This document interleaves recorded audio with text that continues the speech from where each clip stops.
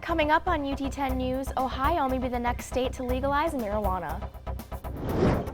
And we'll also look into how many sex offenders are living near the university. Plus, Andrew Kurtz has highlights from a rough weekend for the Rockets. Your news in 10 minutes starts now. Thanks for joining us. I'm Gina Todd. And I'm Angelique Baird. Last week, we reported that UCollege Dean Danae Jacobs had been placed on administrative leave for 90 days. We have confirmation that the reason Associate Dean Crystal Taylor could not step into the role is that she too is under investigation by the university. Taylor was put on paid leave on March 6th, a week before Jacobs. We have also discovered that UCollege success coaches Michael Gregorich and Dan Johnson have also been put on paid leave. In other bad news for the university, 2 former UT men's basketball and 3 former football players have been sentenced for taking money to fix games. That's right, Gina. Unfortunately, reporter Mark Ruert looked into this decade-old scandal. What do these players face, Mark? Well, Gina and Angel, these players will not serve any jail time, but will receive probation, community service, and fines for their involvement in this point-shaving scandal. Detroit-based gambler Ghazi Gary Manny was charged with bribery after he was found to have paid UT student-athletes to fix games. Between November 2004 and December 2006, Manny paid both football and basketball players to make mistakes to affect the outcome. An email from the UT Athletic Department says they are not making any more statements on this matter. One of the players involved, Scooter McDougal, was alleged to have taken up to $5,000 in exchange for information on the football programs during the 2004-2005 seasons. Other players involved, Quentin Broussard, Adam Kumo, Anton Curry, Sammy Vajegas, will receive 1 to 3 years probation. 2 additional basketball players, Keith Triplett and Kashif Payne, will be sentenced later today and could face up to 6 months in prison. I'm Mark Ruert, here live in the UT10 newsroom. There are currently 104 sex offenders living within a 2-mile radius of campus. According to the Lucas County Sheriff's Sex Offender Registry, an offender lives on Windhurst Road and 3 live on Alvin Street. Some of these offenders have been convicted of rape, criminal sexual conduct, or possession of child pornography. One of the offenders even lives on Middlesex Drive, right across from University Hall. If you want to find out if a sex offender lives near you, go to our website. Alaska, Colorado, and Washington. All are states that have recently legalized marijuana, and Ohio could be next. Reporter Devin Lutz looked into how this could impact our local community. The Responsible Ohio Amendment proposes to make medical and recreational use of marijuana legal in the state of Ohio, allowing anyone over the age of 21 to grow up to 4 plants in their own home.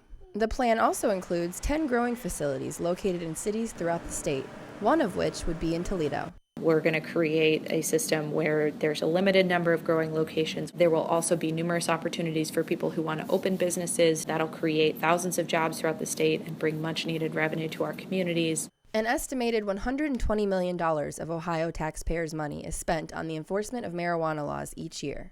The amendment could bring progress to not only the state's economy, but to Toledo's economy as well. For Lucas County, it's about $17 to $18 million a year.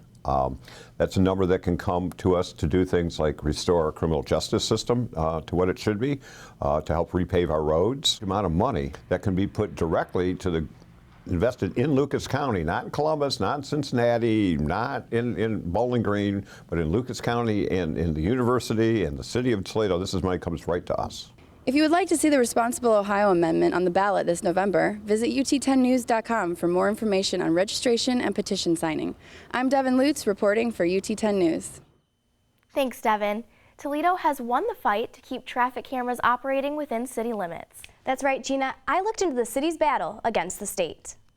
Lucas County Judge Dean Mandros ruled to temporarily stop the enforcement of a new state law. The law, which should have taken effect March 23rd, would have required officers to be present at cameras for citations to be issued. This decision came after the city filed a preliminary injunction on March 13th, questioning the constitutionality of the Ohio traffic camera restrictions. This is a home rule issue, and under the Ohio Constitution, we have every right to enact our own set of laws, and that's why we went to court, and we believe we will prevail. Toledo has 44 traffic cameras at 28 locations throughout the city, all of which operate as an extension of the Toledo Police Department's traffic section. The cameras are meant to be a force multiplier. to free up officers to do other types of police work. We don't have the manpower to put officers out watching each camera, and that's just not practical. Judge Mandro's final order is expected in a matter of weeks. If the law stands, Toledo's cameras will become non-operational. The $3.8 million road construction on Dorr Streets continues to hold up traffic. The university did a safety study that found the Secor, Dorr, and Byrne corridor is 14th highest in the state for accidents. Construction began in June of 2014 and was supposed to be completed by November, but it is now slated for this August.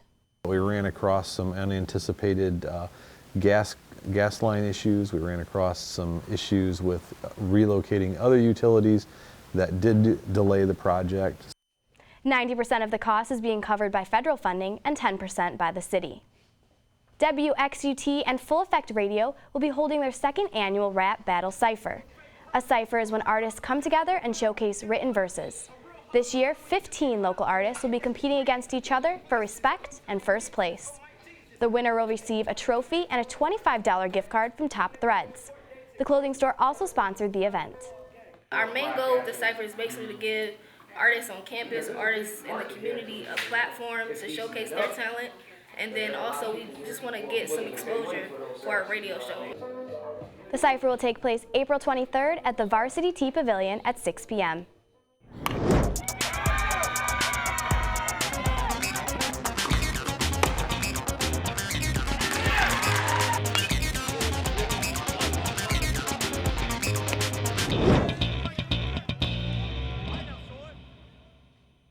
It was a tough weekend in Rocket sports. The baseball team took on Central Michigan, and men's lacrosse faced off with Lawrence Tech. But first, the women's track and field team opened their home schedule in a matchup with rival Bowling Green on Friday.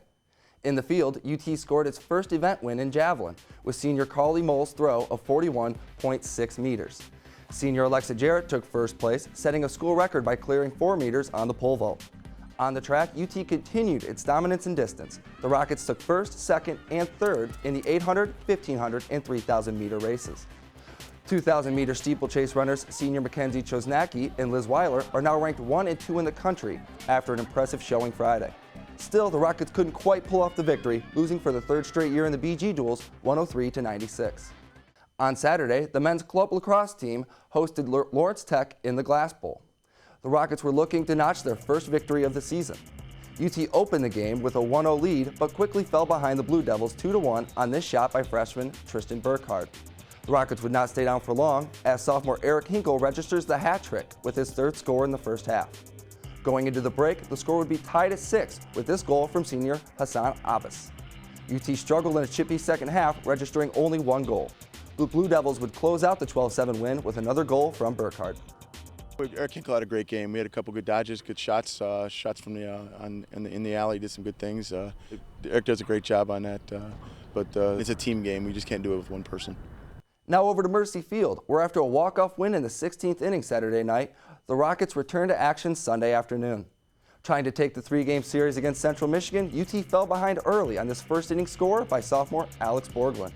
The Rockets would minimize the damage by turning 2, ending the first and second inning. UT was able to get on the board in the fourth as sophomore Jordan Kesson scores on a sac fly from junior John Martellata. Momentum would not last long, though, as errors would come back to haunt the home team.